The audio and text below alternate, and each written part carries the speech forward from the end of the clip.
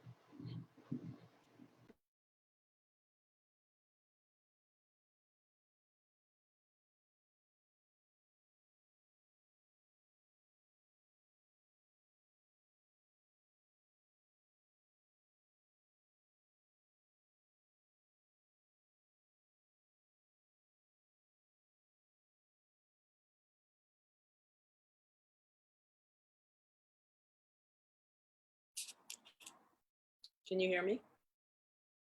Yes, I can. Oh, okay. Let me just, I saw your text. I ran out for some air. no, oh, no problem. Okay. Phew. I'm testing Facebook Live while Zooming. So I figured rather than having a blank screen, I would have something up for people while we join. Cool. So Yeah, I will take this down. Yeah, people are slowly. Okay, for this one, I actually downloaded it onto my old iPad. So when I look down, so it was okay. Everybody could hear me well and everything on that one. Yeah, it was perfect. Yeah, there's definitely a delay in your speaking, by the way, now. Yeah, that's the internet. There's not a whole lot I can do with okay. that. I think Zoom is inundated. Yeah. I wish I could have seen the kids, but I think they were engaged. Yes. It's really, I couldn't get them all on my screen. Well, I had them all on my screen, but it was two separate screens. So I kept like toggling back and forth just to kind of see. And they were all very raptly paying attention. So that was good. We had some parents involved, even better. Actually, one of them looked like my old boyfriend. It was the funniest thing when he came up with a little boy. No, no, he had a little girl. It was funny. My high school boyfriend. Huh? All right, here we go. All right, Yeah, so Joy.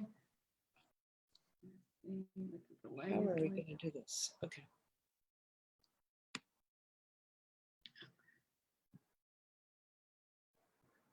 Yeah, I put in quite a few slides, but I think it's worth it because it's not all my father speaking, but I will repeat some of those Okay. because it's a different audience, and it's so good when he tells the story also. Oh, absolutely. That was fabulous. Hang on just 1 second. Oh, never mind. I lost him.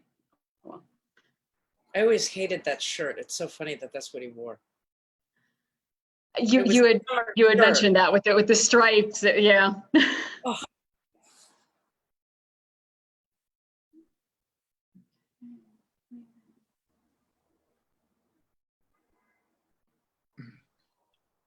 That was unbelievable when the rabbi started to cry. This is generally a very emotional day for a lot of people. It doesn't matter how many times I do this, how many years I do it. The candle lighting and the name reading part always just moves me to tears, especially my own family. It's very heart-wrenching. But it was amazing, you know, with that image that I put up. I'll have to send it to him if you give me his Yeah, absolutely. email. Hello. Hello. Hi, Rabbi Rosenberg here. How are you? I'm good. How are you? Okay, I've never used Zoom before, so here I am. You are using it. That's fabulous. Yeah. Welcome. Okay, I'm gonna make peanut butter jelly now. I'll leave this on. Hello. Well, Rabbi, thank you in advance. My Oh, and you pleasure. got the video working too. Yeah. I don't know what I'm doing, but it's amazing. You're doing it. None of us do. I don't either. Okay. Yeah, it was very surreal to have 31 connections with Hebrew school students and their families and Federation people on a little bit earlier. You did that earlier.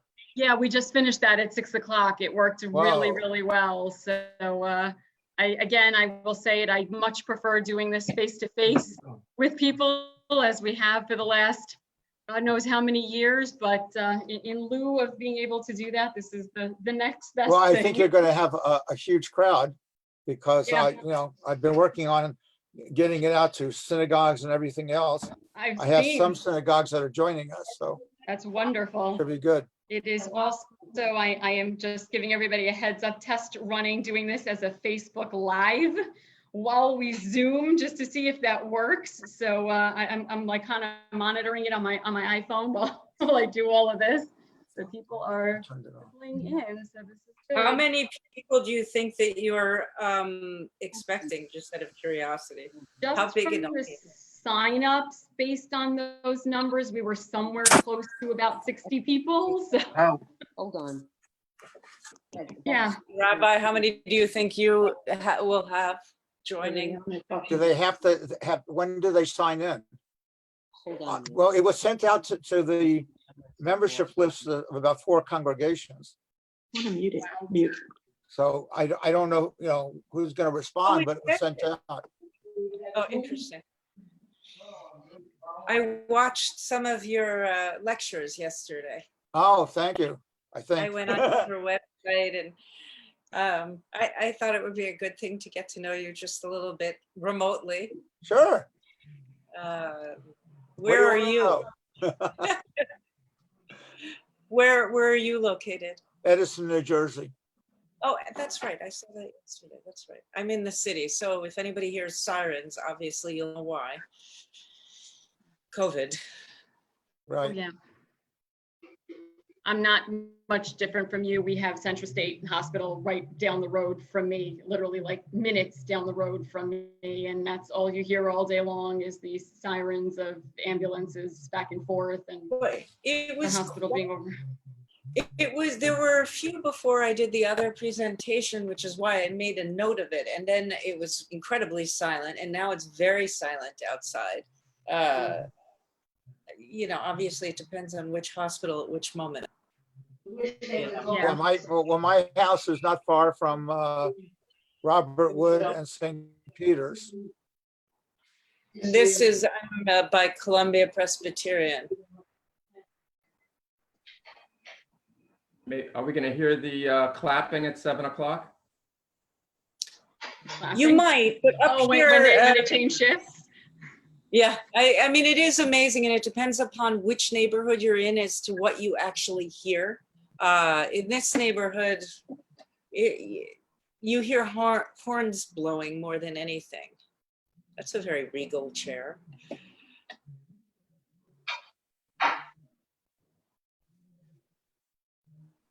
How are you, Leon? Good. I'm good. I'm just checking we have a million. That's what I'm counting. Oh boy, let me tell you, a million plus. It's always automatic. As soon as you put that on, we got the million. Yeah. We're doing great. We're doing great.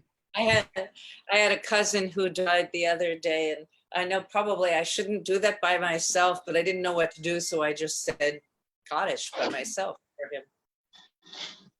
I think that's happening a lot, unfortunately. Yeah, it's sad. It's I've lost one cousin, another is on a ventilator. A friend passed away. It'll be 3 weeks ago on Monday, next Monday, and a friend of another cousin. So, and then another person was found. So it's 4 so far. My goodness. I'm doing the funerals and it's so somber. There's only 3 or 4 or 5 people there. Oh. Dessert? Hello.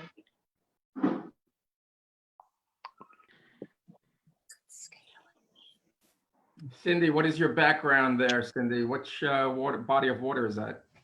It's the Dead Sea. Ah, The Dead Sea. That was I figured clever. since I was there, I put it on today as my background. That's fabulous. We got the Dead Sea. We got Glenn with the Israeli flag going on. We're definitely in the right spirit today.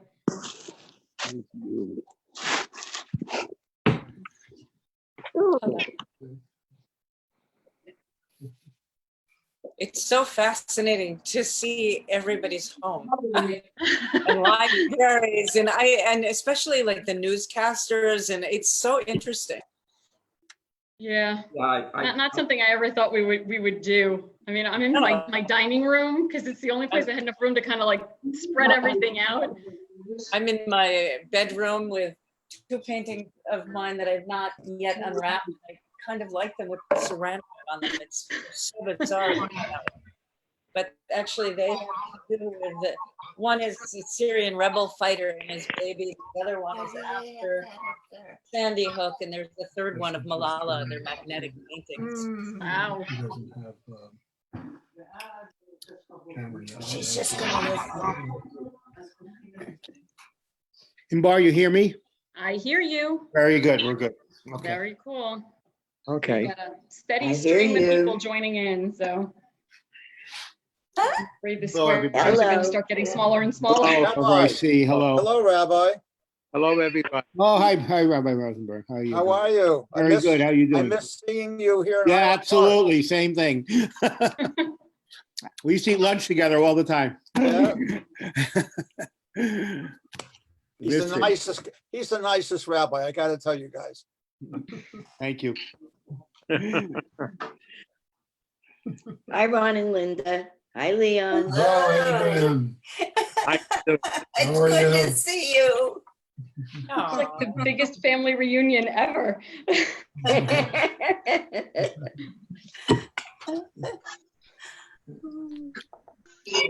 guess I should make this smaller. Or does it go smaller? Yeah, I have to make it smaller, right? Yes. It'll, I think, eventually shrink down as we I'm gonna mess something up. think Okay. are moving on to screen number 2 at this point. Yep.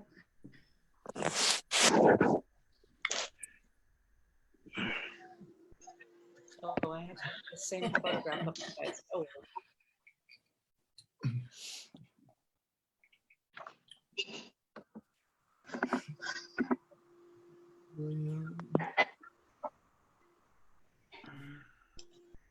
Is Sylvia on? Here I am. There's a square that Okay, says good. she is. Did you hear me? Oh. We Yeah, hear you. We heard we you. hear you. We hear you. You do have your videos enabled. If you could turn them on, we'd really appreciate it. It makes it a little bit easier to speak to faces as opposed to black screens. If you're just on a call, then don't worry about it. But if you do have working video, that would be really helpful if we could see So, everybody. Inbar, you know my problem. I am fully aware of your problem. You're the exception. Thank you, thank you. I know that you can see us though, so that's okay. Oh, yeah, absolutely. It's good to be unique, but okay. Yeah.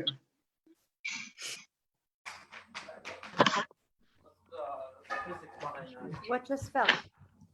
Nothing, okay.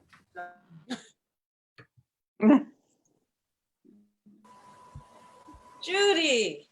Hey, how are you? Hi. Oh my God. That's amazing. How are you? I'm good. Oh, Survived. good. So, will you join in at some point and help me tell the story? This is Judy Zeichner in Bar. This is the person whose father had kept the photograph of my father in his special box for the rest of his life. Oh my God, absolutely, yes. I just had Nina tell that story to my Hebrew school kids a little while ago. It was one of my favorite parts of the book too. So that's fantastic. Welcome. It's so nice to have you. Judy, this is, I'm so up. You asked, that's 7 o'clock. That's the noise. Judy, it's wonderful to see your face. New York. Oh, New York is, oh yeah, they do it. All right, we're gonna give it another minute. It's really this will bring this entire thing to really to life with Judy Zeichner. Oh boy, I'm so excited I can hardly contain myself. No, it's just the email Pleasure. messages. Ah, you look wonderful. Well, thank you. You look Thank you. I decided that I was going to come out of confinement looking better than when I went in, if I could possibly do it. You did. Yeah. I need of a haircut and the color. I don't know how. I mean, the haircut actually is from when I was doing research in Europe in January, so it lasted. Well, that's good. Okay. All right, it is 7 o'clock. So as promised, we are going to be punctual with this because I want to get to everything we need to do today. So I want to welcome everyone and thank you for joining us as Perrineville Jewish Center hosts its annual Yom Hashoah program. For those of you who don't know me, my name is Inbar Robbins, and I have the incredible pleasure of being the Education and Program Director here at PJC, and also the granddaughter of an Auschwitz survivor.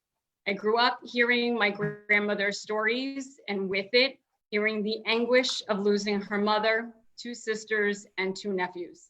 Every year, the Yom Hashoah program is my small way of continuing her legacy to make sure her family stories, their names, and that of the 6 million Jews lost for the sake of being Jewish are never forgotten.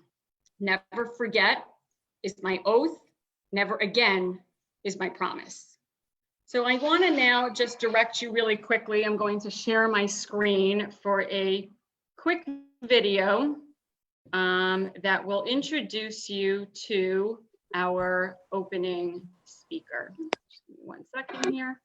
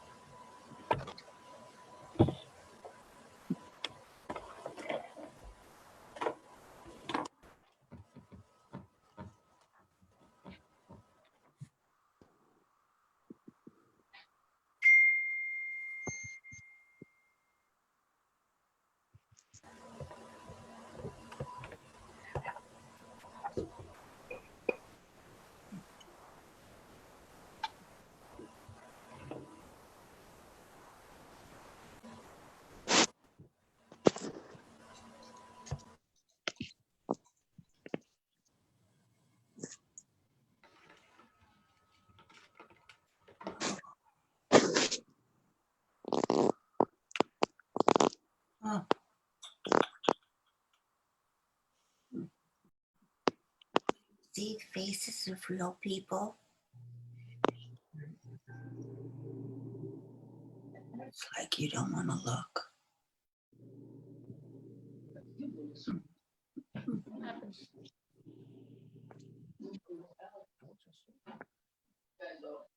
See my part. I have a part before. All my stuff. Apologize, it's a little bit laggy. Just sit over here.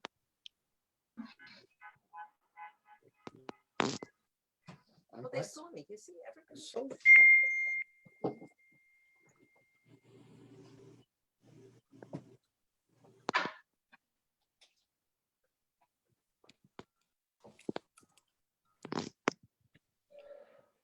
Oh, sometime it was at this. Oh, here it is. I thought it disappeared, but I think they. 1 second here. Hi.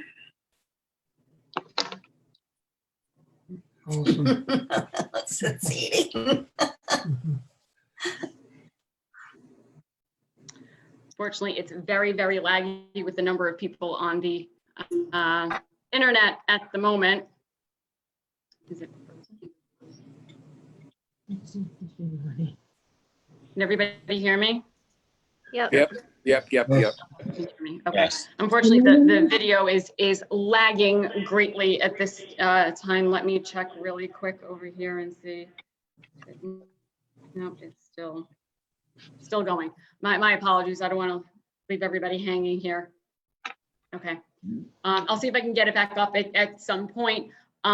But it was going to just be a quick video that was done by Rabbi Dr. Berhnard Rosenberg, who is with us tonight. He is the Rabbi Emeritus at Congregation Beth El in Edison, New Jersey. He has taught Holocaust and Genocide Studies, graduate courses at Rutgers University in Communications and Public Speaking at Yeshiva University and Rutgers. He has received the Dr. Martin Luther King Jr. Humanitarian Award, the Chaplain Award of the Year from the New York Board of Rabbis for his efforts during and following 9/11, and was presented with the annual Rabbi Israel Melshowitz Award by the New York Board of Rabbis. He appears frequently on radio and TV and has published hundreds of articles regarding the Holocaust. It is my honor to welcome our opening speaker tonight, Dr. Rabbi Berhnard Rosenberg. thank you for inviting me. Inbar, you have done an impossible job. I've never been on Zoom, so this should be exciting, but you're going to have obviously technical difficulties, but that's to be understood. The prayer that I'm going to begin with is the one that the chief rabbis of Israel began with just the other day. Hundreds of thousands died, millions have fallen sick. Save, we beseech you, O Lord. We entreat thee, O Lord, send prosperity. Send complete recovery to the sick. Avert the plague from your world, they prayed. Please, O God, who has nourished us, give us food in this famine and provide us with plenty. You asked me to speak briefly about what is occurring today with this horrible virus, where many of our friends have died and are dying. And I'll just begin by saying I'm against any comparisons to the Shoah, to the Holocaust, but I did write this, and perhaps you'll find it interesting. For those of us who are children of Holocaust survivors, we all know, and also grandchildren, the hell that our parents and grandparents went to just to survive. They had no food, they had no clothes, they had no medical attention, they had no toilet paper. They were cramped in hiding places with no fresh air and couldn't make a sound, or the Nazis would kill them. It lasted a lot longer than this will last.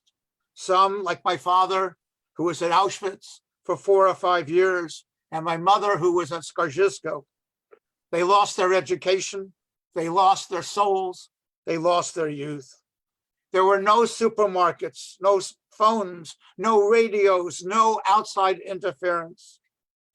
I would really be very happy if the media would stop scaring us to death, which leads to only more fear and more panic. Just tell us what to do. Don't give us any choices. During the Shoah, there were the weak and the strong, the young and the elderly, the good, the bad, and the ugly. Some shared and others did not. So my request to all of you, and I hope you will watch my film later on today, there are people literally starving to death. They are in lines trying to get food. Unbelievable. Here in the United States of America, people cannot get enough food for a day. So I ask you, help them to get food. There are people who are dying because they cannot get the plasma that they need.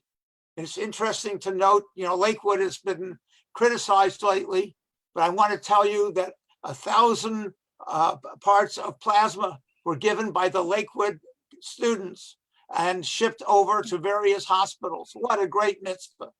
So I ask you, the Shoah, never forget, never forget. But today we have to act to try to save people. So that is my prayer. Let us together act to save people. I'm deeply honored to be on. I've spoken in your show a number of times. It's a fantastic show. Rabbi Shelley is the kindest, noblest rabbi that I know. And God willing, we will get through this just like we got through the Shoah. Amen. Amen. Thank you so much. Before we begin today's candle lighting and name reading, I want to call upon Rabbi Jacobs to read a prayer for Yom Hashoah. Rabbi? Okay, I should have cleared my throat before I hit the unmute button, but here we go. You can hear me okay? Yes. A prayer for Yom Hashoah, the Holocaust Remembrance Day. This is a prayer that originally written by Rabbi David Katz. Ribono shel olam, Master of the Universe.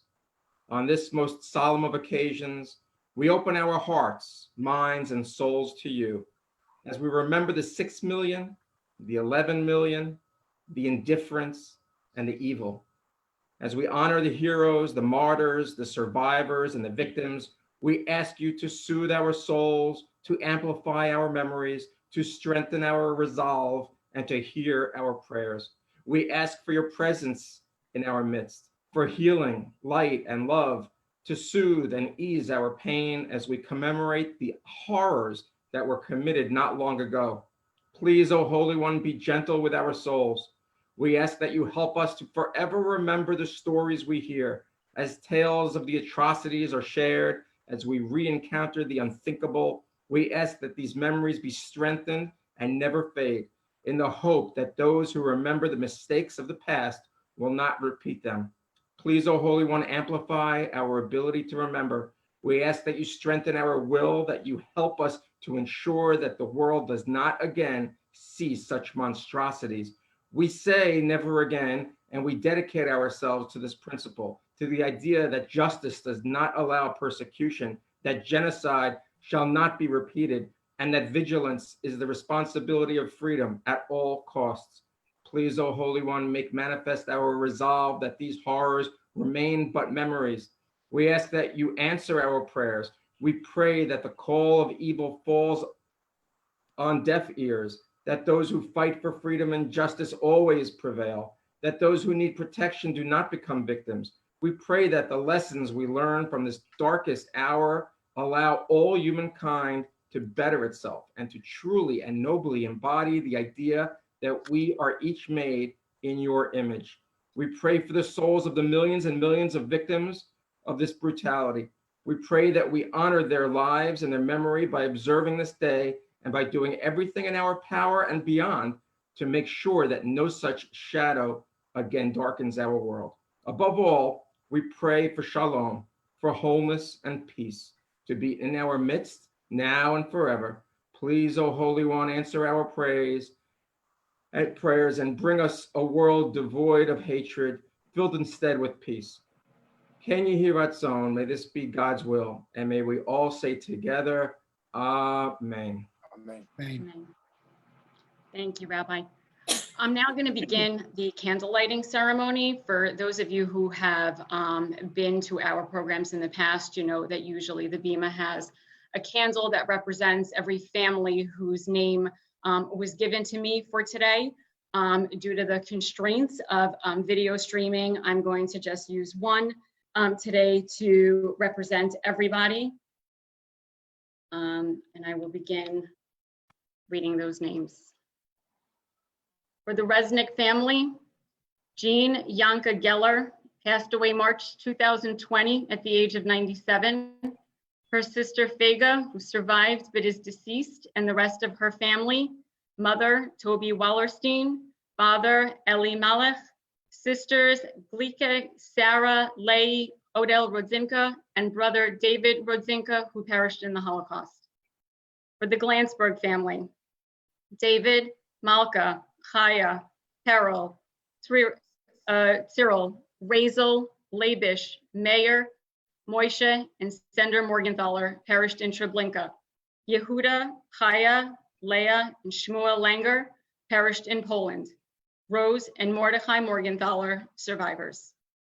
For the Hetherington family, Hannah Magram and Benjamin Magram. Benjamin never made it to the camps. He was also shot along with his family in their home.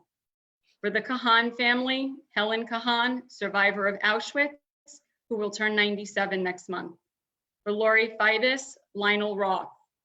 For my family, Malvina Kolb Weiss, Elizabeth Weiss, Abigail Weiss Freund, David Julius Weiss, Julius Arpad Freund, Gaston Auschwitz, Bushke Weiss, Imre Weiss, Joja Weiss Freund, and Malka Weiss Lovi, Auschwitz, Bergen-Belsen survivors, all of whom have since passed.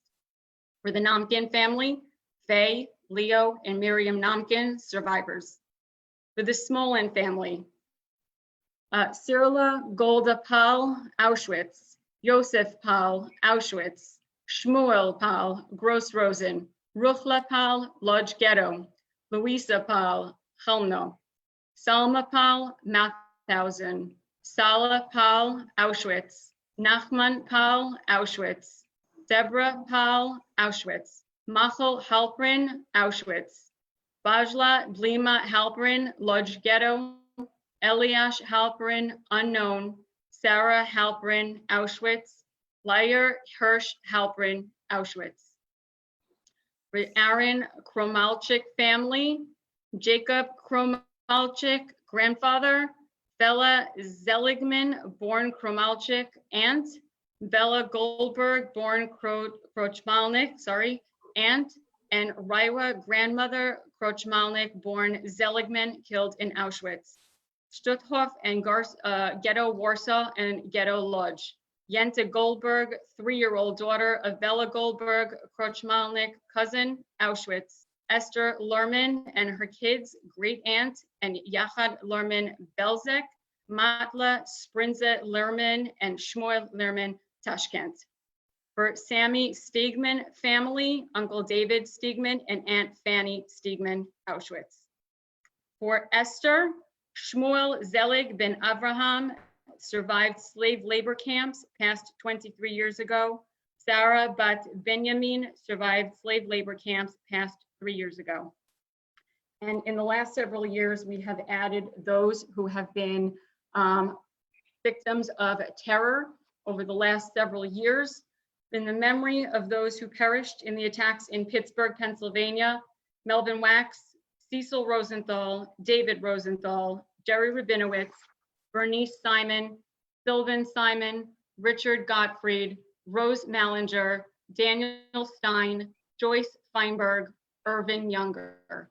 In memory and in honor of those who perished and were injured in the attacks in Poway, California, Lori Gilbert Kay, Rabbi Israel Goldstein, Almog Peretz, Noya Dahan, Joseph Newman, 72, brutally attacked with a machete while celebrating Hanukkah at his rabbi's home in Monsey, New York in December 2019. He passed away from his injuries on March 30th, 2020, and to all who succumbed to modern-day anti-Semitic attacks. And finally, in memory of the 6 million Jews who perished at the hands of the Nazis, and in honor of all those who survived.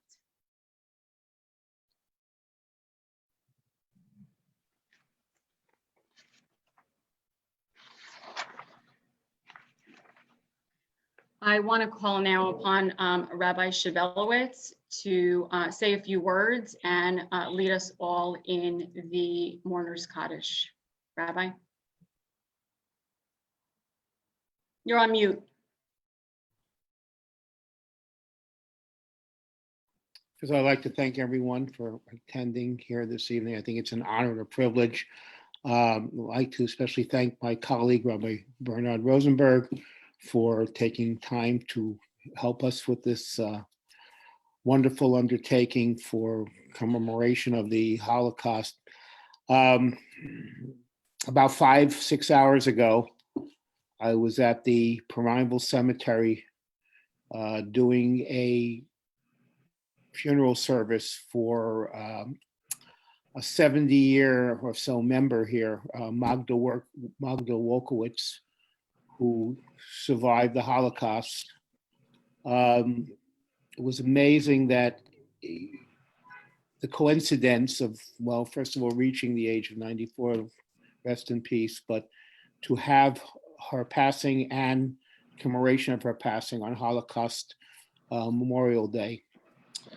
And I was, of course, because of the restrictions, we were very few people, limited to the immediate children and grandchildren. One of the children told me that when they were up here living off Sweetman's Lane for the many years that they lived here, they were confronted by many different types of people. Mostly were farmers, egg farmers. And that he told me that no matter what my mother went through, she always had a special place and a heart for everyone. She did not hate. She helped everyone, no matter what the race was, no matter what the religion was. And I think that's really the lesson Rabbi Rosenberg spoke about today, what we're going through. So many countless faces. I mean, if you look at the number on television, or if you look at the number in the newspapers, it's amazing. It's amazing. 34,000 here, 52,000 here. These are human beings, all with lives, all with souls, and all who have passed. So I'm going to say a Kaddish, not only for all the martyrs and memorializing all the martyrs that we have lost as a nation, but I really would like to include in my thoughts, at least today, those who have passed for this horrible, horrible virus. No matter what their faith, no matter what their color, no matter what their size, no matter what, they certainly deserve a prayer of sanctification. And so please join me, if you can, if you want to mute it or say it with me, in the reciting of the Mourner's Kaddish. Thank you. Yiskadal v'yiskadash shemei Rabba, b'yoma divrach Yerusei v'yamlich malchusei, b'chayechon u'v'yamechon u'v'chayei dechol beis Yisrael, b'agolah u'v'zman koriv v'yimru amen. Yehei shmei Rabba mevorach li'olam u'l'omei omaya. Yisparach v'yishtabach v'yispa'ar v'yisromam v'yisnaseh, v'yishadar v'yishaleh v'yishalal, shemei v'kudisha barichu, la'ela min kol berchasa v'shirasa v'shbechasa v'nechamasa, da'amiran b'yoma v'yimru amen.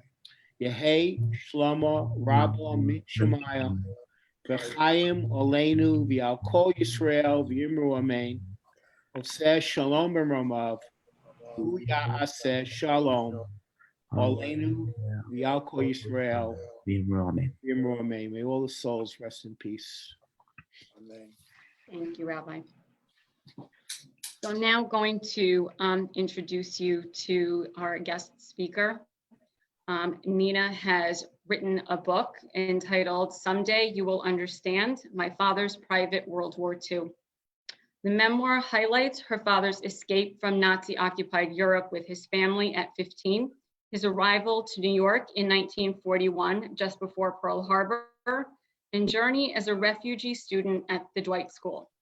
Soon after graduation, he was drafted by the US Army, returning to Europe 2 weeks after the death of President Roosevelt as part of an elite unit made up of refugees from war-torn Europe called the Ritchie Boys. Having reversed his role as a young Jew on the run in Europe, he occupied a position of authority in the US Army Intelligence Corps, and he went from being persecuted to prosecuting his oppressors. It is my esteemed pleasure to introduce to you all Nina Wolff. Hi, everybody.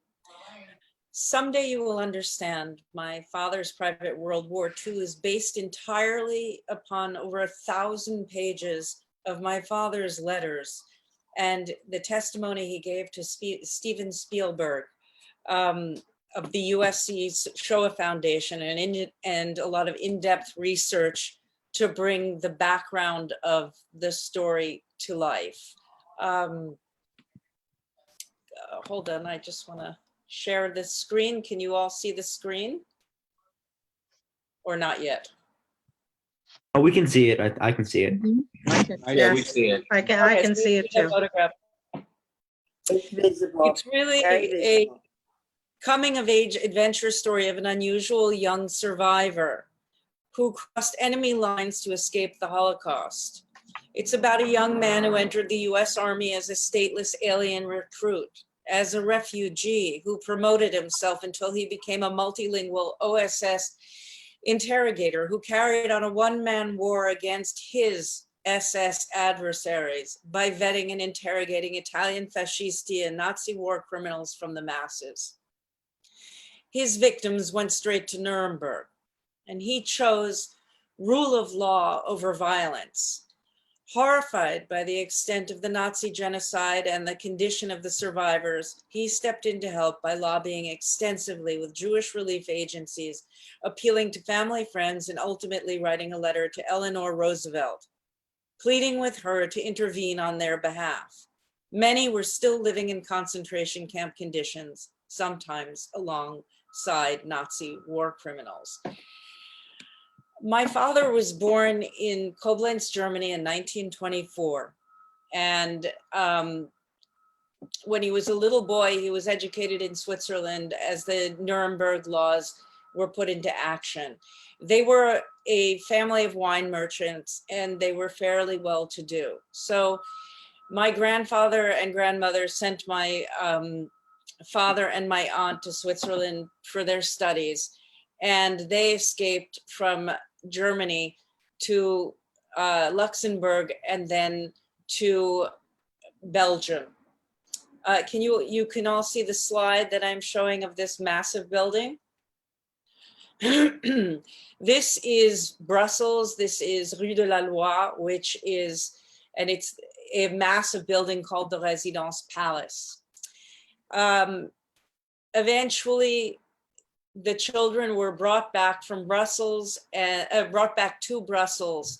And at that point, they lived in this building, which was a very luxurious building with all of the amenities that you could possibly imagine. This is important to say, not to prove that they were a wealthy family, but to show you what can and did happen even to wealthy families, and what specifically the story of this building and why it's so important. And it has become a second passion and hopefully will become a second book.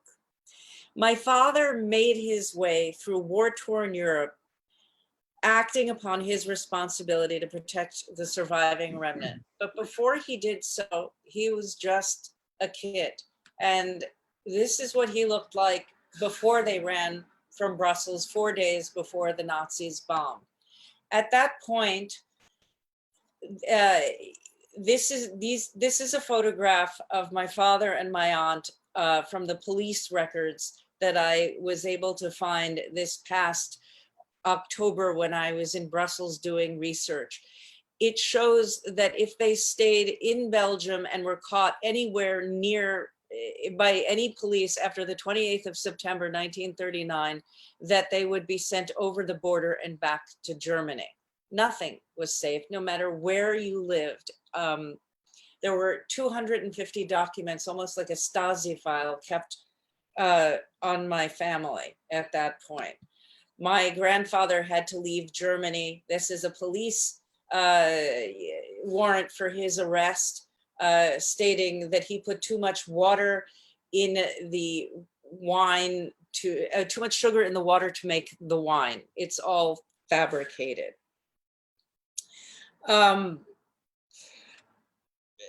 My father made his way through war-torn Europe. As I said, he acted upon his responsibility to protect the surviving remnant once he was in the American army.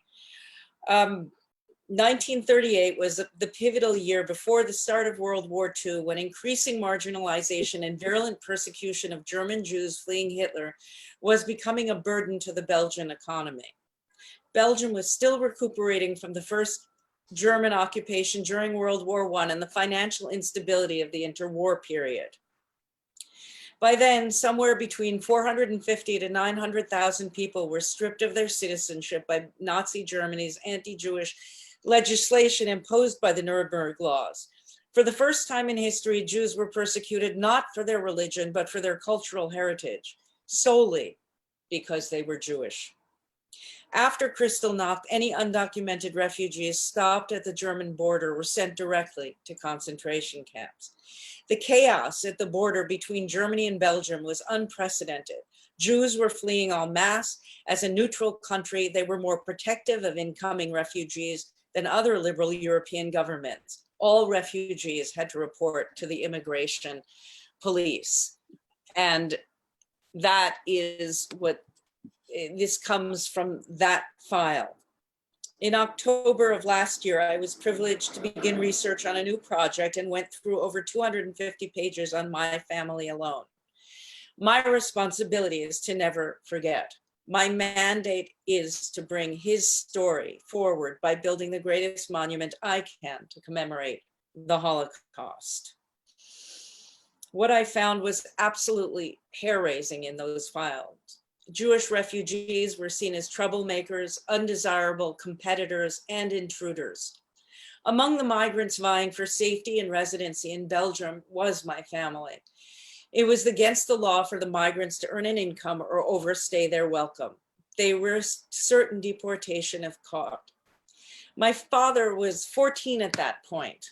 His police records show that if he was caught anywhere on Belgian territory after a certain date, he would be taken into police custody and forcibly taken across the border.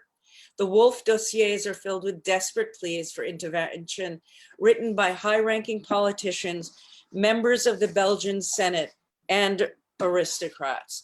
This was highly, highly unusual, highly unusual. The building that they fled from was eventually taken over by the German army and Luftwaffe because it was the largest building in Western Europe at the time.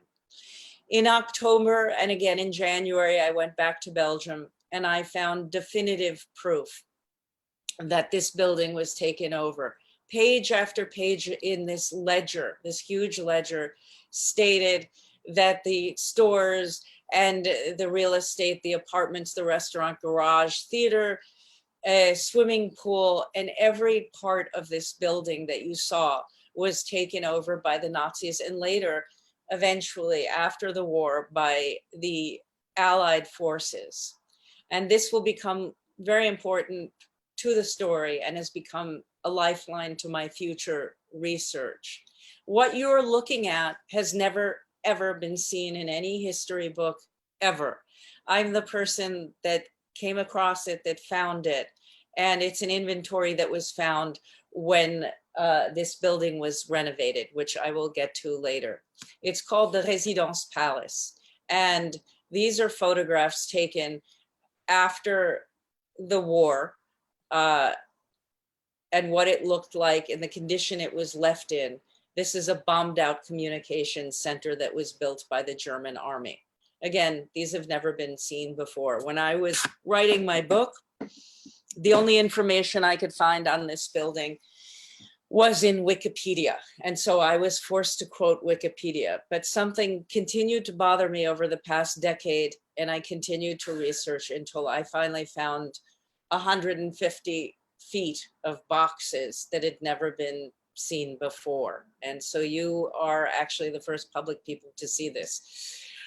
The other only thing that I could find, believe it or not, as proof that the German army was in this building, I found on eBay. It's for sale on eBay. This belongs in a museum somewhere, and hopefully someday it will be.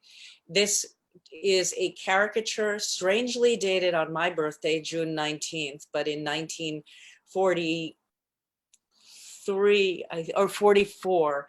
And it talks about the great times that were had at the Residence Palace while the Germans took over. If you were to look closely, it's very hard to blow this up so that you can see it. These are caricatures of soldiers hanging out and doing what they were doing in that building. It was the most luxurious building in Western Europe, the biggest building at the time, biggest apartment building. So my father fled on May 6th, 1940 with his sister, with his parents and an American friend. And they were in Dunkirk having dinner when the first bombs fell.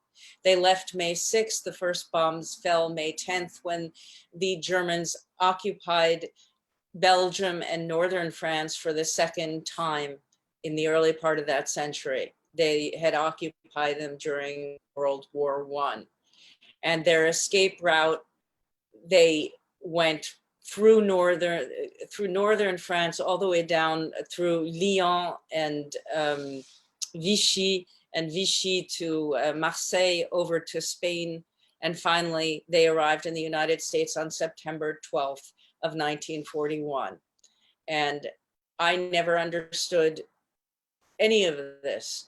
But when I heard my father crying, when I was finally in touch with him on September 12th of 2001, it struck a chord. I'd never heard my father cry like that since my grandmother died. And now I know why.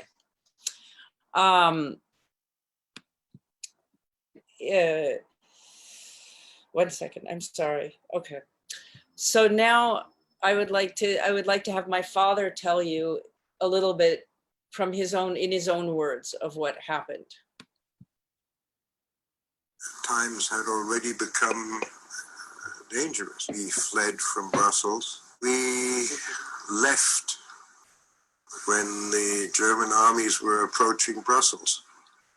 We were in Dunkirk at the time of the first bombardment in a restaurant having dinner. We took the coastal road in the direction roughly, well, it was Normandy, you know. There was already chaos. There was no more border control. The French police took us off the road. They said the enemy was near. All civilians off the road, and that was that. Within an hour or so of that border, the firing started around us. There was a small French troop behind us. Luckily, we didn't get hurt. Some people did. We were under our car. And of course, you know the end of it. The French lost. They had a very small group there and surrendered. So now we were in enemy territory. What's absolutely amazing about that is that in the fog of war, and I've only experienced one day of that, which was September 11th, 2001. And I know that all I could see was what was in front of my face. You don't really see anything. Several years ago, I was watching television with my son, Jacob, and we happened to turn on the History Channel. And this is a clip from the documentary about what my father just said was a small attack when they hid under their car. one of the things that you'll notice in this tiny little clip, and they're in northern France, this is right before they arrive at a chateau that they will spend 6 weeks in. What you'll notice, I hope, is not only is the troop movement, and this tiny clip shows you that escape was very slow and that people were moving in 2 different directions. We think of escape as something running and quick.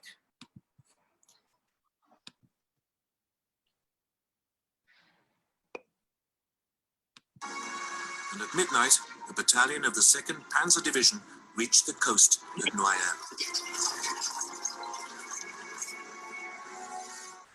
The Germans had split the Allied front in 2.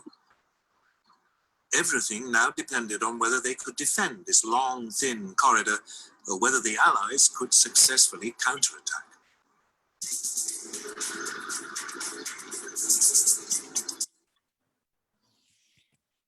I thought that was absolutely remarkable because until that moment, I had learned only from the Shoah video about this, and from my mother, and a little tiny tidbit from my father about them being under the car.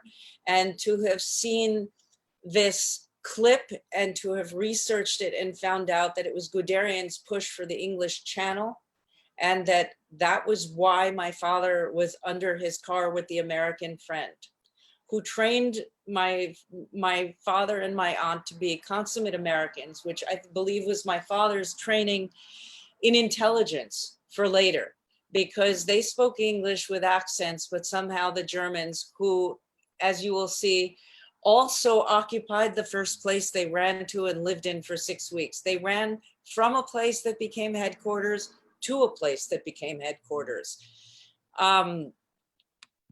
This is the chateau that they lived in. I went there, and the road right behind here, it's a tiny, tiny little road, and there's a farmhouse. The first night they stayed in the farmhouse, and I'm just about positive that one of them woke up in the morning, stretched, turned their head and saw the field behind this building and went, oh, wow, let's look at this. And they wound up living here. That is the chateau in Noyelles-sur-Mer, where we stayed for 5 or 6 weeks during the war. That's where I almost got killed when I was picking strawberries. And a British bomb hit, but didn't explode. We stayed in the tower on the left on the upper floor. The rest of it was occupied by the Germans that used it as their headquarters and dormitory. When I went, I'd asked if there was anybody who could remember anything, if they could meet with me. It's now a hotel. And I stayed there for a few days, and I was very honored to have lunch with the gardener's grandson, who was an old man by then. I don't know if he's still alive, but we walked out into the garden after lunch, which is right here. My father was obsessed with picking berries his entire life. And I asked him about that incident. And at the same time, there was a German soldier who had a crush on my aunt, who was a famous actor. We never found out whom. And my family had left a Bible in their car of all the crazy things. They destroyed everything, and either my aunt or my grandmother, possibly my grandfather, but I doubt it, left a Bible in the car. A soldier found it and gave it to that officer, who confronted my aunt and said, I know who you are, but I'm not that type of person. Well, 1 out of 10 bombs exploded, did not explode, excuse me. And when my father landed in the crater of the bomb that he just spoke about that didn't explode, the other bomb did explode and blew up that officer. And the gardener's son pointed to the exact spots where that happened and showed me where the soldier was temporarily buried and where my father, where that patch of strawberries once stood. Absolutely amazing. So now my father's going to tell you another little tidbit. We went to the cellar almost every night. Boys will be boys. There was an amusing incident there in the beginning. I noticed that the French people had bottles of oil in wine bottles, but they were labeled huile. And then they had wine bottles, and I thought the Germans were drinking like crazy when they went in the cellar. I mixed the oil and the wine bottles, and I thought that was a funny thing to do. I had several victims. I mean, they wouldn't even take a corkscrew. They broke the head of the bottle and guzzled it. I added this because, especially when I speak to kids who are not always interested in history, that it brings a certain level of reality of that boys will still be boys, even in the worst of circumstances, and will take chances. I've been in that cellar. It's very small and the racks are still there, which, you know, really brings the story home. But the fact that in my father's late 70s, he could still have a smile on his face after all the things he saw. He was bombed and shot at and almost blew up as a boy. I find that coping mechanism something that I think about a lot, especially because I've been through a great deal in the past several years, and it's like a pocket of peace. And I really appreciate that about my father. So after they were discovered, they had to leave immediately. They painted USA all over their car, and they went from Noyelles to Moulins, and Moulins was the border. And sometimes the border was open and sometimes it would close for 2 weeks at a time. So they luckily got through that, and they pulled into Vichy, and the French thought that they were the Americans coming to save them. When it came time to leave, we had to get gasoline. We found a way of going to abandoned cars with little rubber tubes and any kind of bottle, and we would suck on the rubber tube till the gasoline came up and started the flow of it, and we would fill bottles and empty them into the tank. We finally got to the demarcation line. Oh, by that time we had USA written all over the car in white letters, big white letters on each door, USA, and on the roof. And my mother had made a little flag out of rags, resembling a United States flag, because that's not an easy one to make. And we were flying that little flag on the aerial.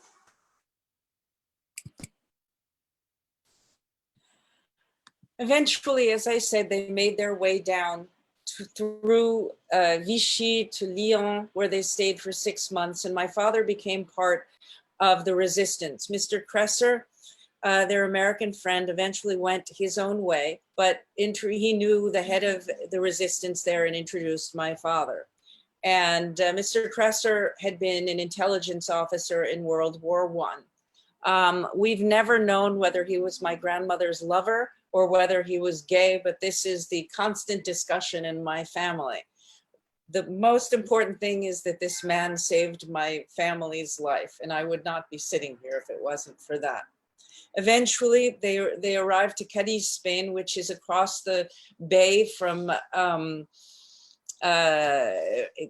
Portugal, and they were able to secure visas, and they were able to secure a cabin on this ship that, if you really look at it, it looks like a slave ship. There were 1,200 people on it, and people died. There were 2 oxen, women were pregnant, babies were had. And I've since met one person, Victor Bromberg, who is a professor at Princeton, who was also on this ship. It's an incredible story. And here's my father telling you about another tidbit that I knew growing up, but there's much more to that story. From Marseille, we went by train through Madrid to Sevilla, where we caught a freighter called Navemar. By bribing members of the crew, my father got a cabin.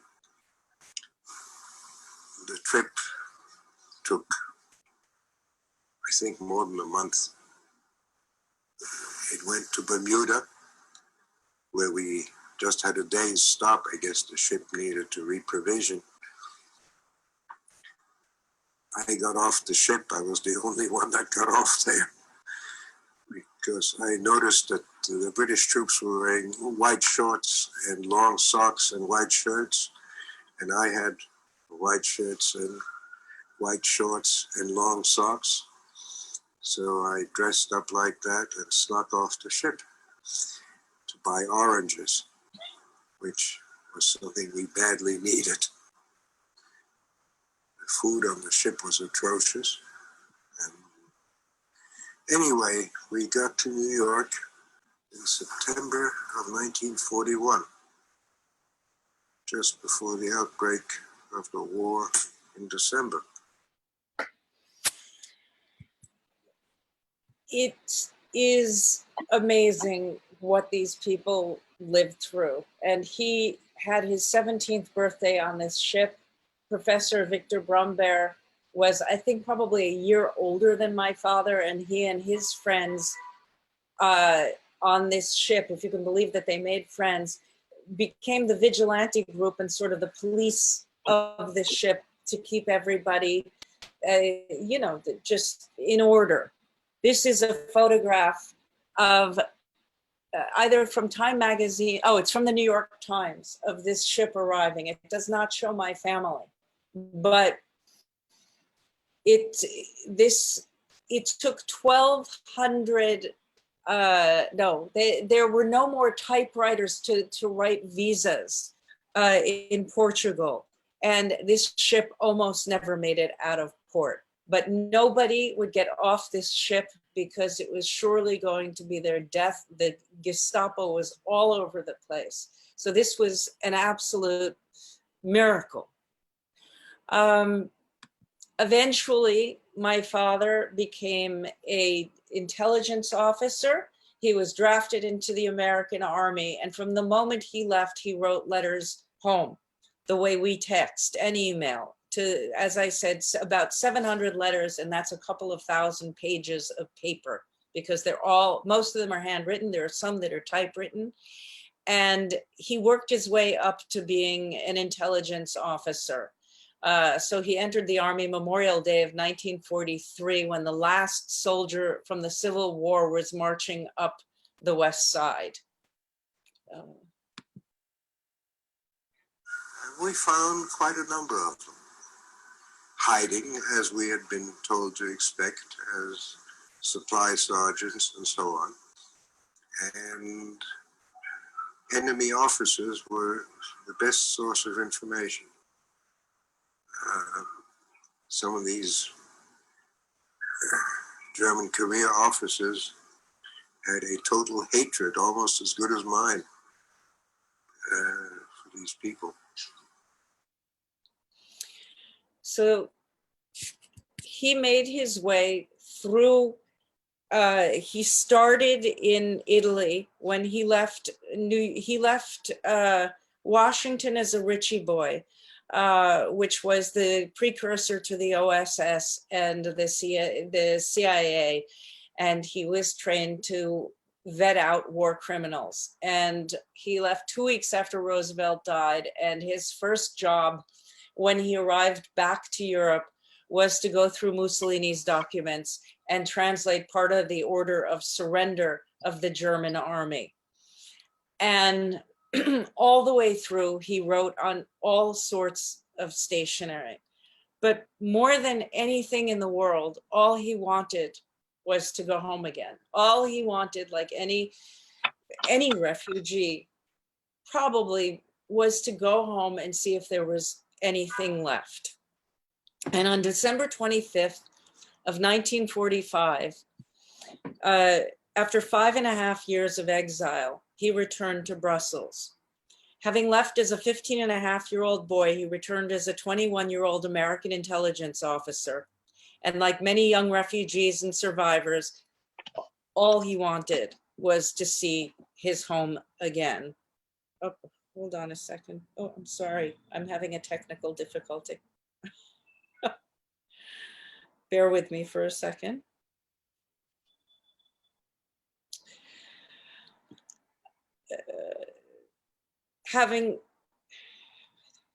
He arrived at 155 Rue de la Loi to find a Canadian Allied soldier guarding the door.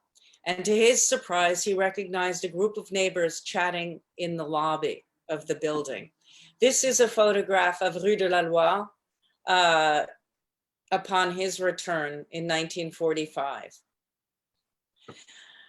So about half a dozen neighbors safeguarded the family's belongings for the duration of the war by hiding them deep in an underground room of the building. If you remember, I said that I recently discovered that there was an archive of 150 feet of boxes from the same building that were found somewhere deep in the basement, also under as it was being renovated.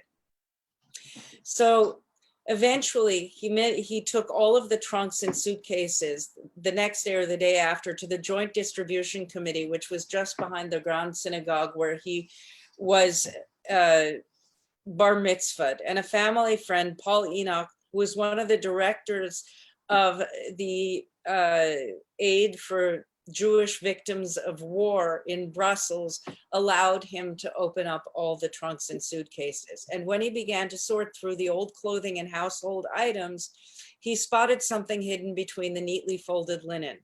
He found his personally monogrammed bar mitzvah stationery, which you see right here. In that, he writes a letter home and he says, if you have a good memory, you will recognize this writing paper.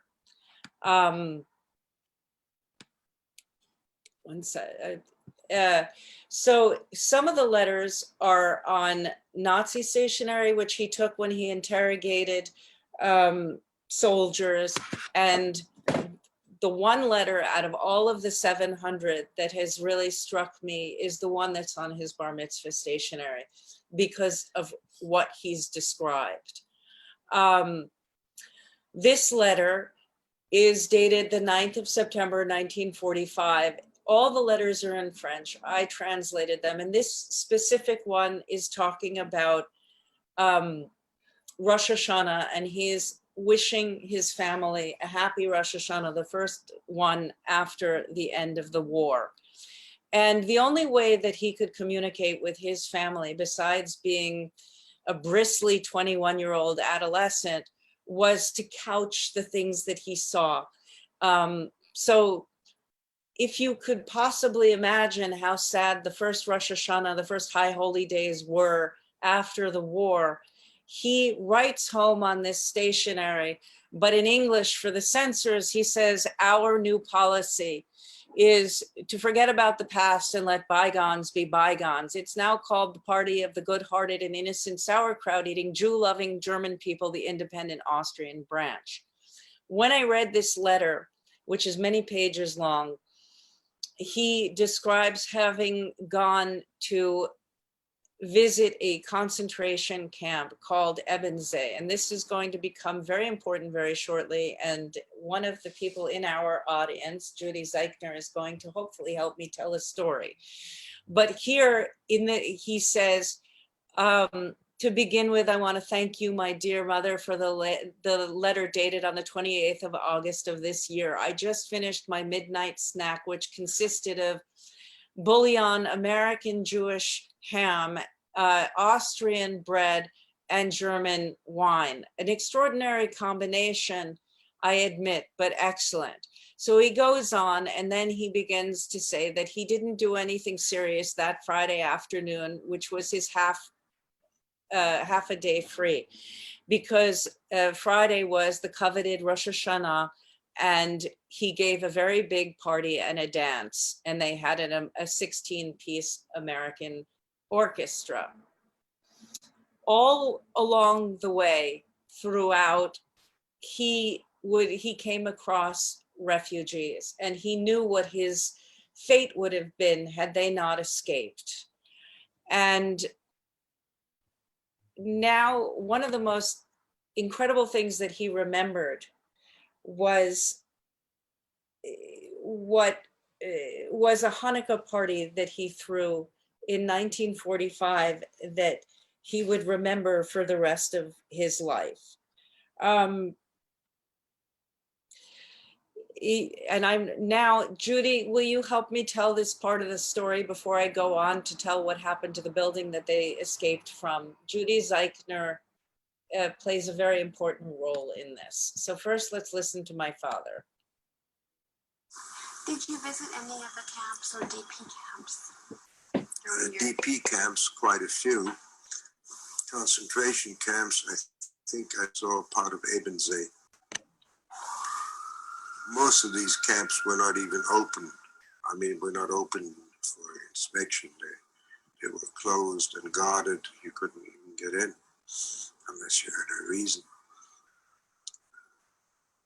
Where I was, there was this Ebensee camp was nearby, and we had some of the survivors. This is a group of prisoners that were freed from concentration camps that we took care of, my intelligence unit. What was your relationship with the survivors? A very close relationship. We took great care of them. We made sure they had adequate housing. We made sure they were well fed. And we even had a Hanukkah party for them. We took every possible care of them. And of course, medical care also. That's a picture of a Hanukkah party we gave for the few lucky ones that were saved. In the picture, you see them and maybe a few of us mixed in. What were your feelings having just narrowly escaped Europe yourself? Well, you can imagine what my feelings were then. You understand what they're today. Judy, are Yeah. you there? Yes.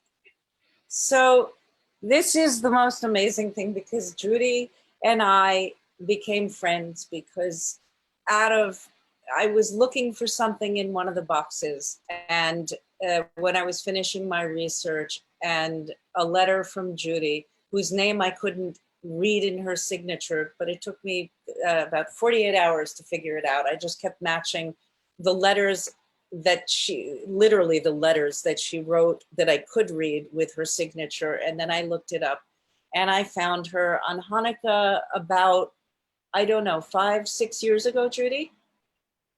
Oh, longer than that. It was the best Hanukkah present ever. Well, you take it away. Can you tell everybody why this is so important and who one of those people is in that photograph? My father, Jacob Benjamin Hartman, was in Ebensee and survived. And Nina's father, Walter, took care of him and gave him clothes and food and helped him to get past the surviving and getting over the camp.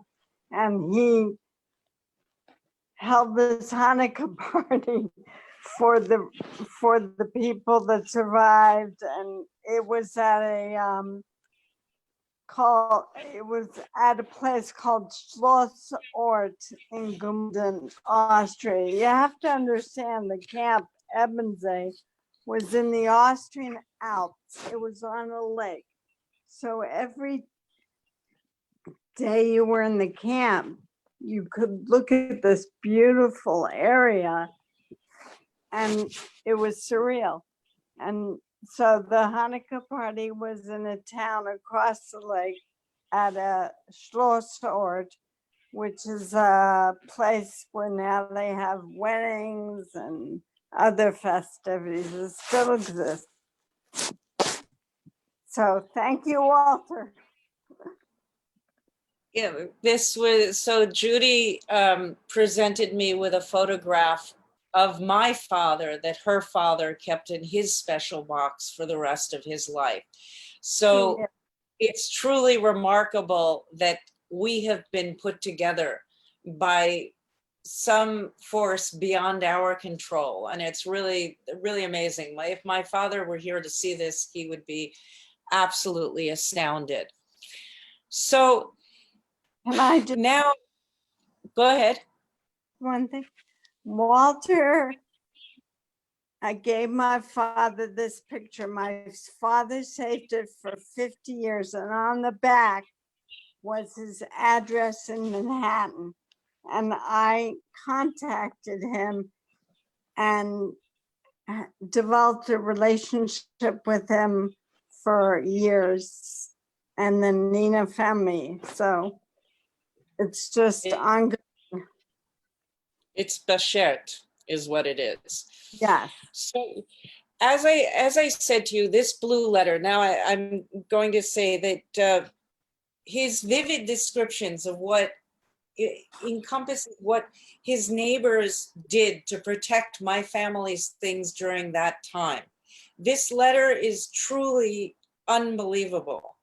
The vast amount of information that I found in Brussels not only talks about the people that my father mentioned in this letter, but the archive proves that the Nazis were in this building. And when I went back in October, I met with a chief archivist, and she asked me what I would like to find out of this 150 feet of boxes, a 100-page inventory.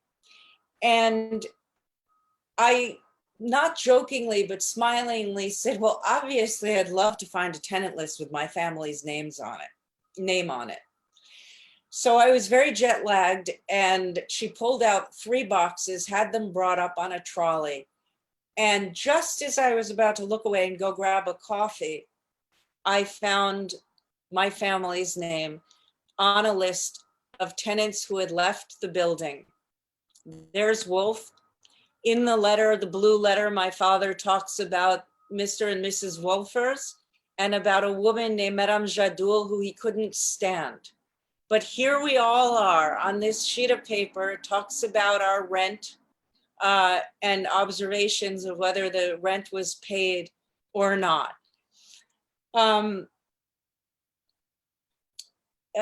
This directly links the neighbors to this particular building. And of the 75,000 to 80,000 Jewish refugees who lived between Brussels and Antwerp before the outbreak of the war in Belgium, only a small percentage returned. Walter Wolff is the only person to ever come forward with empirical evidence of the building's military requisition by the German army, who later returned from exile in the aftermath of the war as a young American intelligence officer who was also one of a very small percentage of surviving German Jewish children who escaped Brussels on the heels of the Nazis. So what I've been sort of holding back on is the fact that that building is now the seat of the European Union and the European Commission. If you look over here at this part of the photograph, this is what's left of the Résidence Palace. From what you saw in the beginning was this huge, huge Las Vegas size building.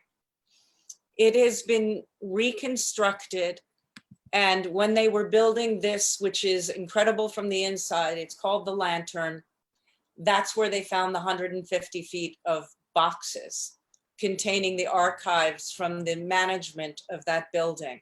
And I'm the only person besides the archivist who made the inventory to have gone through it. And that's why you're the first people to see the photographs that you saw. And on a normal day, all they do in that building is try to prevent genocide and acts of terrorism. So that power of one can change lives. And I can answer this from my own heart and say, and ask, how can we as the children, grandchildren, and great-grandchildren of survivors affect change and do justice to never forget? Well, one way, I believe, is by developing a bridge between Jewish activism for Jewish causes toward activism for global causes. And I'd like to just share a few thoughts with you about our present crisis and how my thinking has evolved throughout more than a decade of research.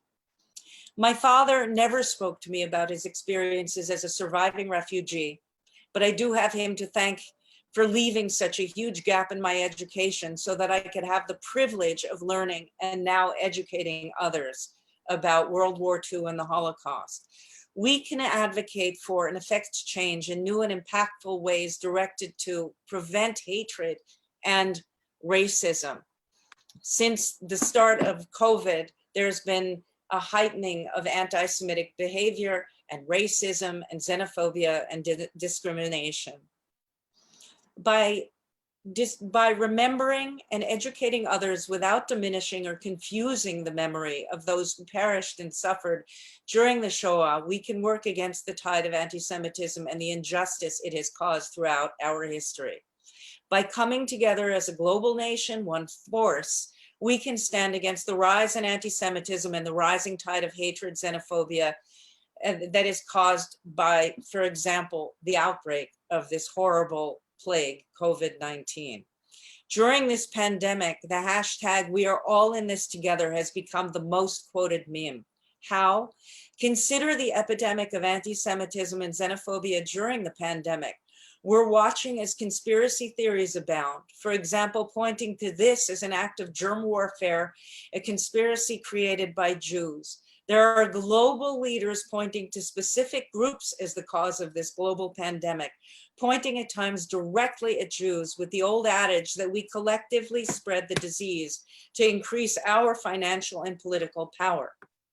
COVID-19 is not just a public health issue. It's as a virus, it is exacerbating xenophobia, hate, and exclusion. Here in the United States, recent restrictions by governors in Rhode Island, in Texas, Florida, Maryland, and South Carolina, ordering those arriving from the tri-state area to self-quarantine for at least 14 days to curtail the spread of coronavirus. These states are among those who will join Georgia to open their economies tomorrow. The New Jersey Department of Homeland Security and Preparedness issued an analysis warning that extremists tend to latch onto fears and manipulate crises to validate their ideologies and incite potential attackers. Fernand de Varenne, the UN Special Rapporteur on Minority Issues, reported that politicians and groups are exploiting fears surrounding the disease to scapegoat certain communities, leading to a rise in violence against them. Some political leaders have called for migrants to be denied access to medical services. The disease crosses every border between race, religion, and nationality and social status, and it's brought the global economy to its knees. Some states are pushing to open their economies faster than they should, and the open borders of the European Schengen area are challenged and under scrutiny by certain of its member states. This too is a form of hazardous deunification, and that's happening in the building that my father ran away from. According to a recent article in the Jerusalem Post, Fatih Erbakan, President Erdogan's political mentor and the son of former prime minister, was reported to have said in a speech, "Though we do not have certain evidence, this virus serves Zionism's goals of decreasing the number of people and preventing it from increasing.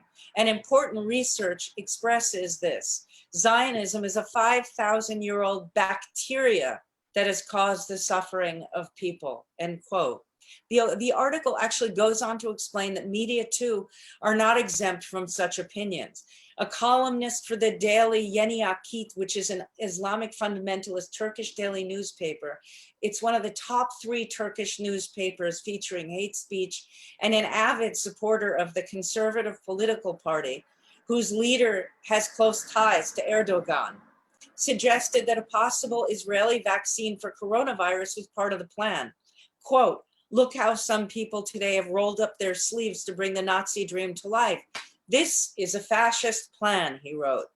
Turkey is actually a candidate country wanting to join the European Union.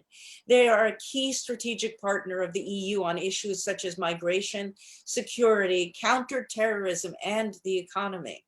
In areas of democracy, rule of law, and fundamental rights are obviously not their top priority. In India, Prime Minister Modi is fanning the flames of an already tense relationship between Muslims and Hindus by what the Muslim population feels is an effort by Hindu nationalist politicians to prompt the trending topic, Corona Jihad, on social media. It is up to us to sound the alarm with action at our level of society. History is our connective tissue. It binds us to the past.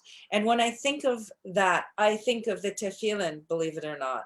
It acts as our moral compass pointing towards decisions, good and bad, based on how previous generations confronted their circumstances during the seismic shifts in politics and policy towards Jews. Remembrance of the Shoah amongst our fellow Jews cannot stop the rise of anti-Semitic behavior or prevent the spread of any pandemic. But we must act now to educate the next generation to be cognizant of their environment, to act and to react to the signs of hate. Education alone cannot prevent the recruitment of vulnerable minds, but it can provide the critical thinking skills necessary toward the prevention of violent extremism. And finding new corridors for change, new ways to share our values and our collective memory with groups outside our periphery is to engage. And by creating and advocating for an urgent and impactful dialogue, we can develop new solutions to manage hate mongering before times of crisis. And I just, if you don't mind, let my dad have the final word on this whole thing as we remember the Shoah today. Is there anything you'd like to say in closing? It's a great pity that so few of us lived to tell their story and lived even to smile about it. I mean, I can't help it, but giving some kraut a bottle of oil to drink when he is expecting wine still amuses me. I can't help it, but those are just moments that happened there. Can you tell me your name, please? Walter Wolff. Do you have any other questions? I want to give all of you my sincere thanks for listening to me, and I hope that you have questions. I want to thank Inbar Robbins and Rabbi Dr. Rosenberg, the PJ Library, the Lev Academy at Perrineville Jewish Center, and the Jewish Federation of New Jersey for this incredible opportunity to speak with all of you today. It's been truly an honor, and to have the surprise of Judy joining the audience, to be able to really bring this to life, a whole other dimension. It's one thing to have me speak and tell you my memories. It's a whole other thing to have another witness to this who's a greater part of my family. Thank you. Thank you so much, Nina. So if anybody has any questions, I'm going to try to scroll through two sets of screens over here, but you can just raise your hands, or if anybody wants to kick something off, Nina's more than welcome to answer anybody's questions, or if anybody has something that they want to add, feel free. Jake. Hi, thank you for talking to us today. It's a fascinating story. My question is, how often did your father talk about his experiences during the war, like when you were growing up? Like, was he like very reserved about it, or was he like willing to talk about it a lot? No, what was amazing was, as I started to write this, people came out of the woodwork and they would call me up and they'd say, you know, your father talked to me about this time. And strangely, the only person to have something that was different from the 3 tiny tidbits that my father told me about the chateau is Judy, who said that my father spoke to her about an empty swimming pool at Ebensee that he witnessed at the camp. And I later looked it up after you explained it to me. And you had said that my father told you that he had seen the empty swimming pool filled with uniforms of the dead inmates of the camp. And I was later in touch with the museum at the camp now.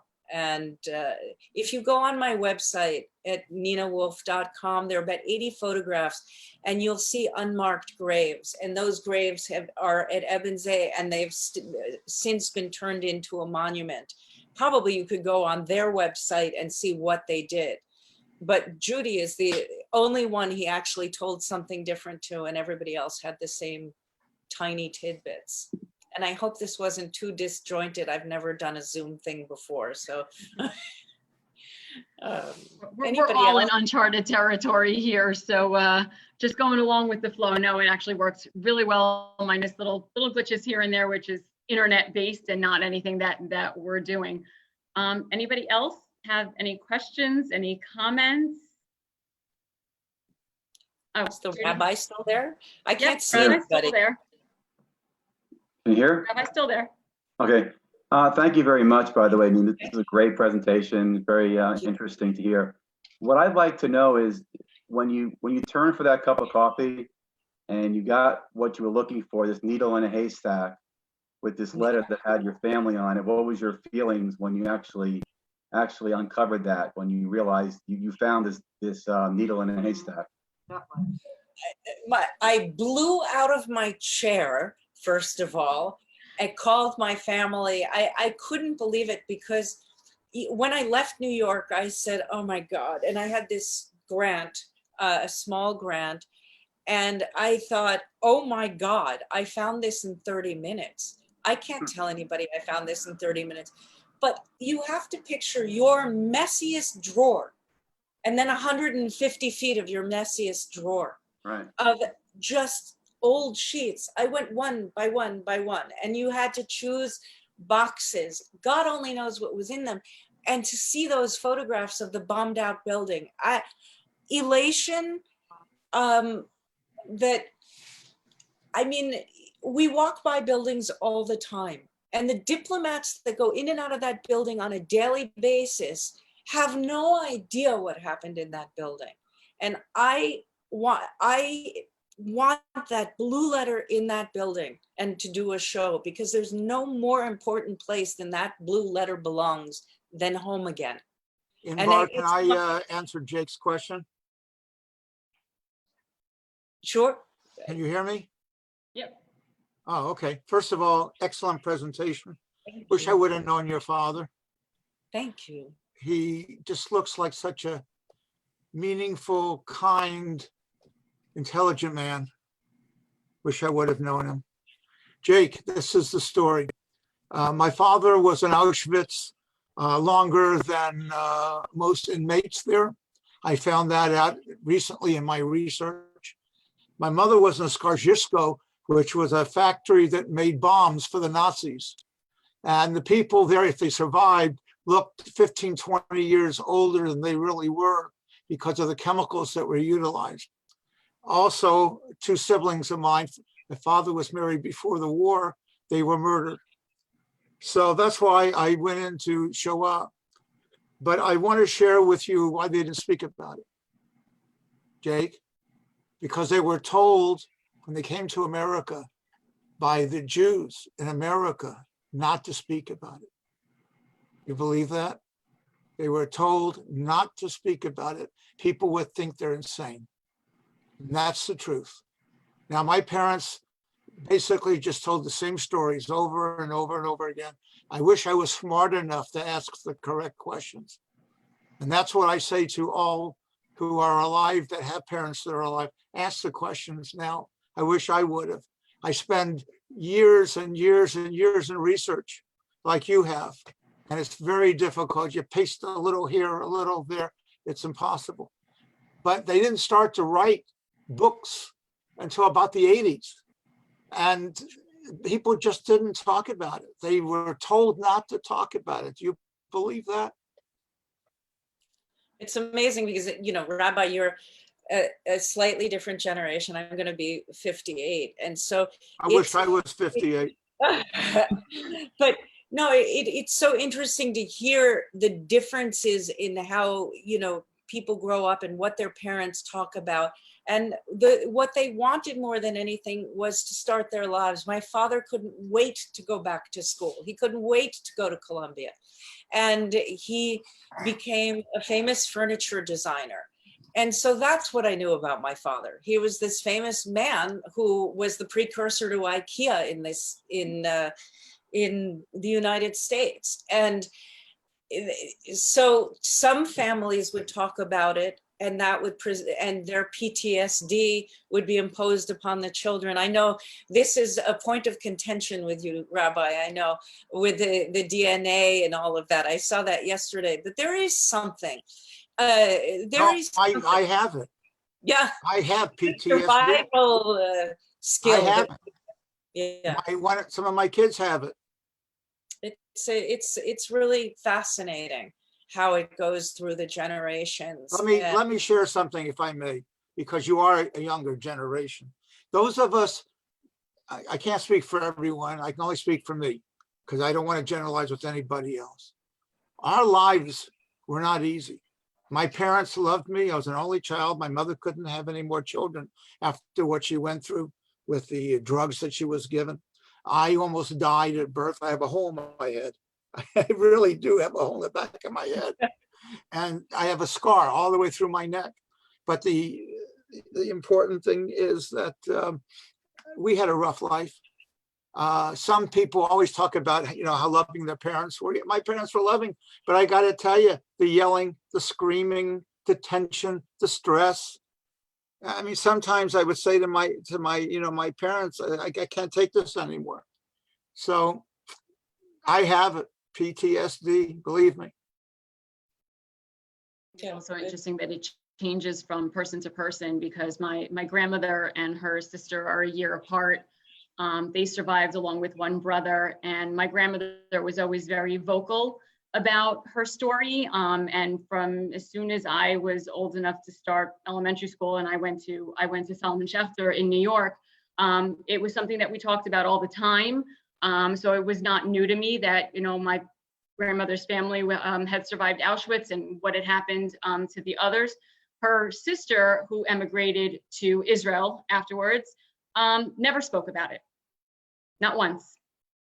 It was a very, very long time before her son, who he and my mother are only a few months apart, finally got some information. My grandmother very willingly did the interview for Steven Spielberg's Shoah Foundation. Unfortunately, it's in Serbian, so I can't even show it to my kids with them being able to understand it, but we're working on translating it.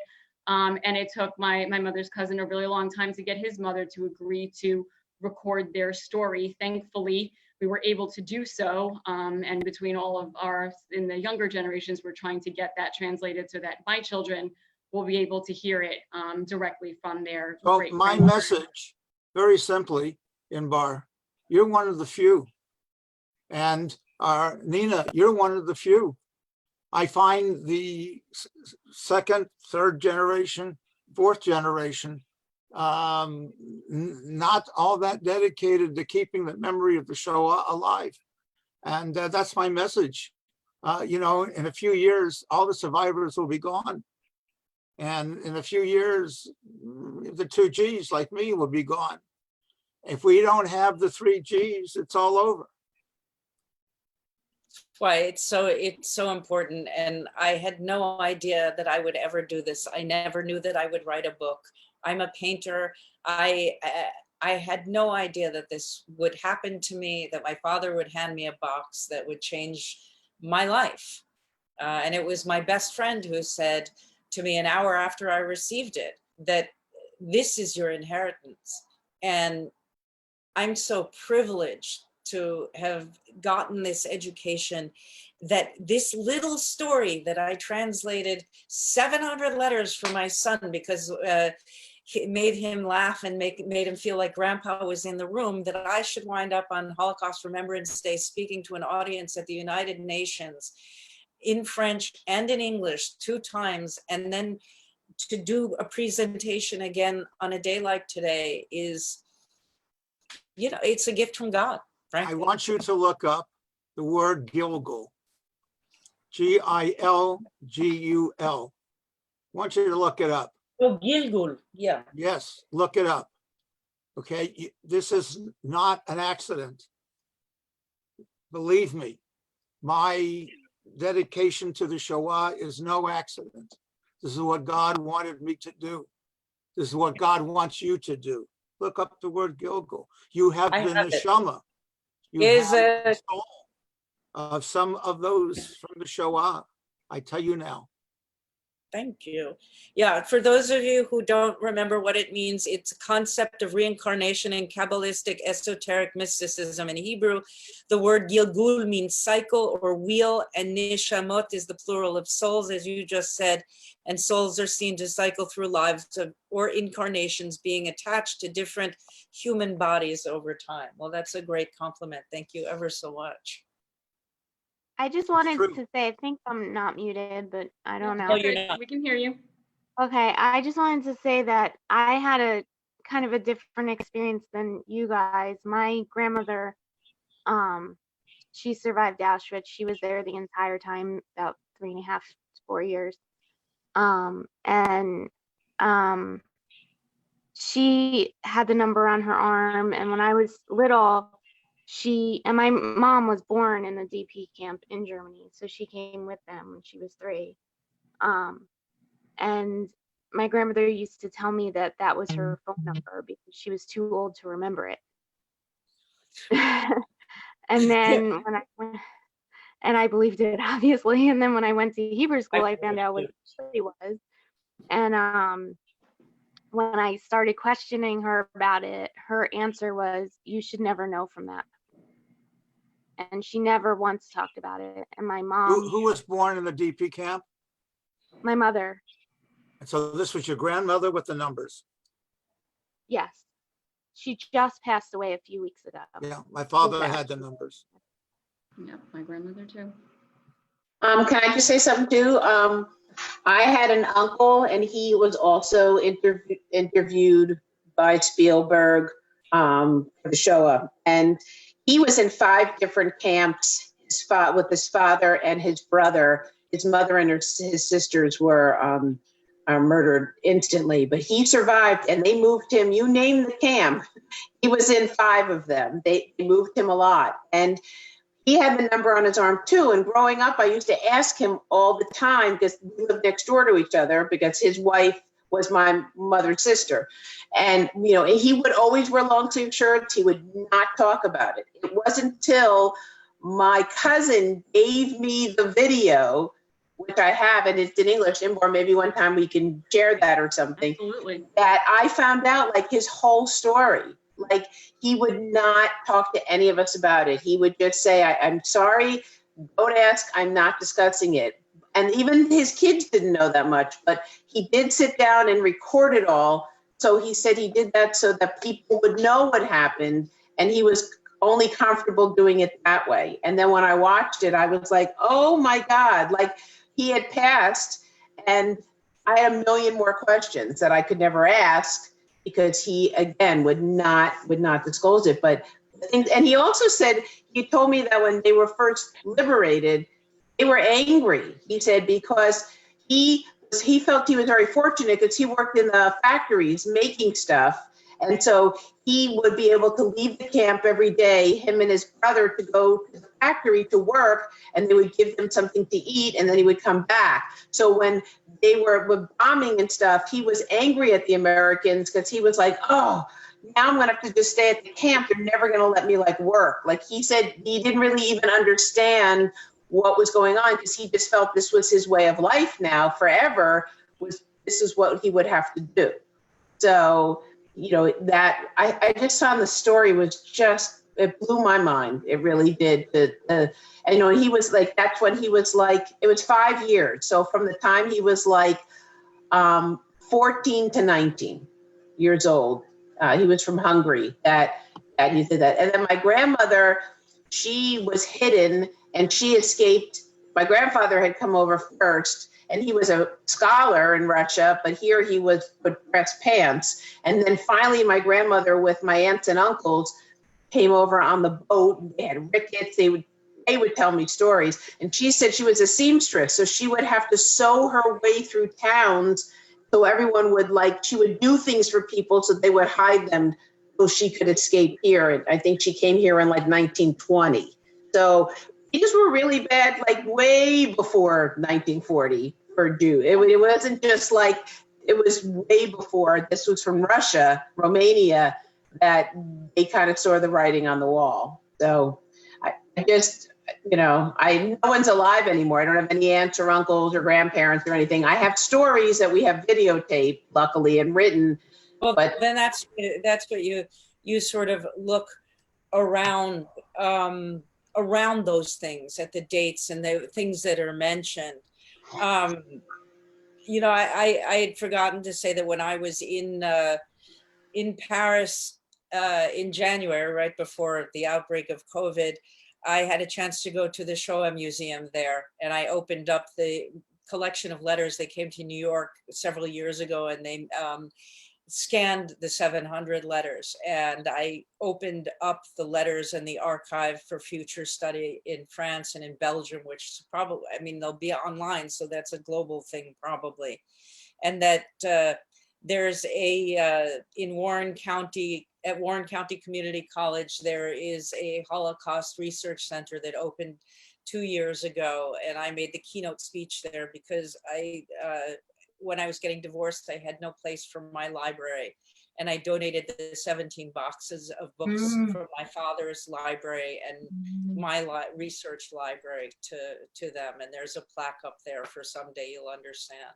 So the project has had a huge reach, and I encourage everybody to look at what you have, everything, because you may just find, that needle in the haystack and be able to tell a story to your children and grandchildren that you didn't know you could. I'd like to comment. Go ahead. Just on what the rabbi had said before, in terms of he could kick himself for not asking more questions. And I feel the same way. My grandparents came much earlier. They came around 1902. But I had the same problem. They didn't want to talk about anything about their past for different reasons, but they left family, which they never saw again. And you can imagine what happened to them afterwards. And by the time I really got interested and wanted to ask my grandparents, it was too late. They were gone, and the next generation, they were starting to lose their memory. So I would, and my grandparents were very important to me growing up. And I would encourage younger people to, if they're interested in their family history, to talk to people, talk to their relatives while they can still remember, and they can pass down their family history. It's so important to know your past because it helps you understand yourself. So I enjoyed this whole discussion and presentation. Very pertinent, and we thank you. Thank you so much. I'm always so afraid before I do it. It's a little stage fright. And of course, being in this virtual bubble makes things even more complicated, but we actually managed to get through it. I'm really happy with the way that everything turned out. The technology didn't completely crash on me, so I'm thrilled. I think we have over 60 people on right now with the discussion going on, which I think is absolutely fabulous. As I did with the student program, and I do this for every program that we run, I always love to leave things on a positive note, and one that's full of hope, considering that next week we also have Yom HaZikaron, which PJC is involved with. That would be a memorial day for the fallen soldiers of Israel.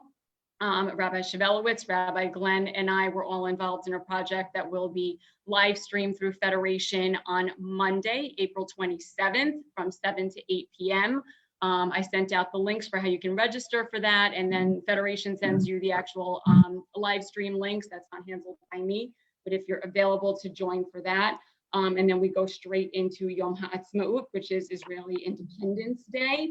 And so we'll take care of that as well, and the kids have their own thing, but I think it's more important than ever that we have that homeland, a place to home, a place where we are free to be Jews. Having just been to Israel in the fall with Rabbi Shvelowitz and a bunch of people who are on today, I can't tell you the difference in feeling when you walk down the street in Jerusalem or in Tel Aviv or anywhere, and nobody's looking at you cross-eyed because you're wearing a chai, or saying Shabbat Shalom to everybody that you cross, and being at the Western Wall on a Shabbat evening and seeing the massive crowds of people all going to celebrate Shabbat together as one was just an absolutely unbelievable feeling, one I don't think I will ever forget. And I hope that one day soon this whole pandemic is gone and we can go back to traveling back to Israel. I know there's been a lot of interest for that, so I'm hoping that one day we can do that again. So Sherry, if you don't mind, can you please do the Hatikva for us? You got to unmute yourself.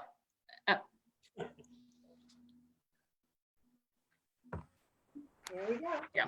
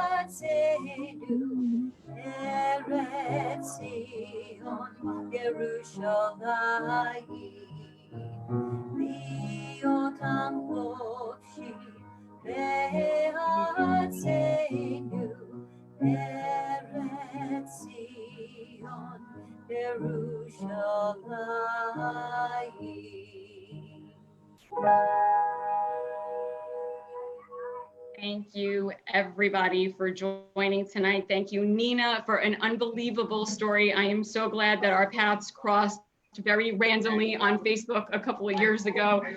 Rabbi Rosenberg, for indulging my very last-minute request as I was putting this whole thing together. It's always a pleasure to have you join us.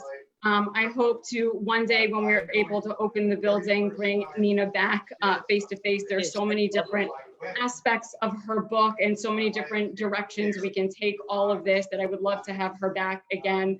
But I just really want to thank all of you for taking your evening out to join us today. Oh, it's amazing. And I hope you guys will read it too. Yes, absolutely. I do have a copy. If anybody wants it, I can certainly circulate it around.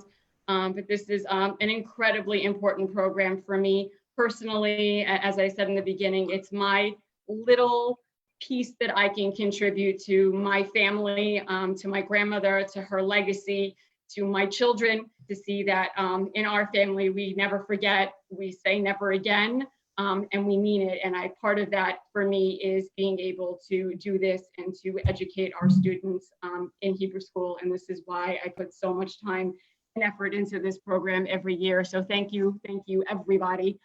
And I wish you all a wonderful rest of the week, and I'll see a lot of you on Zoom tomorrow night for Shabbat services at 6:20. Thank you so much for putting this together. And thank you for the presentation. Everybody. Thank Great you. job. Appreciate it. Thank you so much. It was beautiful. Thank you. Good night. Good night. Good night, everyone. Good night. Thank you, everybody. Good It was night. Thank an you. honor. Bye-bye.